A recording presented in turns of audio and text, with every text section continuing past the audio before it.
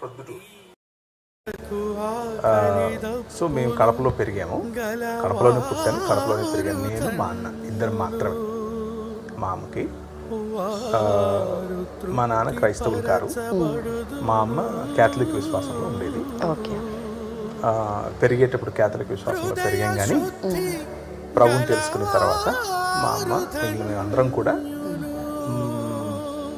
మా పూర్వీకులు ఎట్లయితే క్యాథలిక్లు కారో అలాగే ఇవాంజలికల్ విశ్వాసానికి మళ్ళీ వచ్చాం. యూత్ మీటింగ్కి నన్ను పిలిస్తే నేను వెళ్ళకూడదు అని అనుకున్నా, కానీ బలవంతంగా ఫ్రెండ్షిప్ కారణంగా వెళ్ళాల్సి వచ్చింది. నాకు ఇష్టం ఉండేది కాదు ఈ క్రైస్తవులు, ముఖ్యంగా క్యాథలిక్ కానీ క్రైస్తవులు చేసే పనులను నేను కొంచెం వెక్కిరించేవాడిని.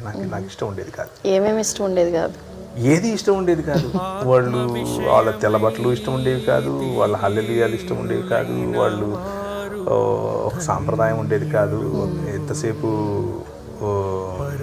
అది చేయొద్దు ఇది చేయొద్దు అనే జడ్జిమెంటల్ యాటిట్యూడ్ అనుకునేవాడిని. స్వాతంత్రం ఉండేది కాదు అనుకునేవాడిని. ప్లస్ అది ఒక పెద్ద దాంట్లోకి వెళ్తే జీవితం అంతా అదేదో ఒక రకమైన మతమౌఢ్యంలో బ్రతకాలి అన్నట్లు ఫీల్ అయ్యేవాడిని. నాకు ఇష్టం ఉండేది కాదు. సో వెళ్ళిన తర్వాత అక్కడ దేవుని వాక్యం నన్ను పట్టుకుంది. నీవు లోకమునకు వెలుగై ఉన్నావు అన్న మాట నన్ను పట్టుకుంది.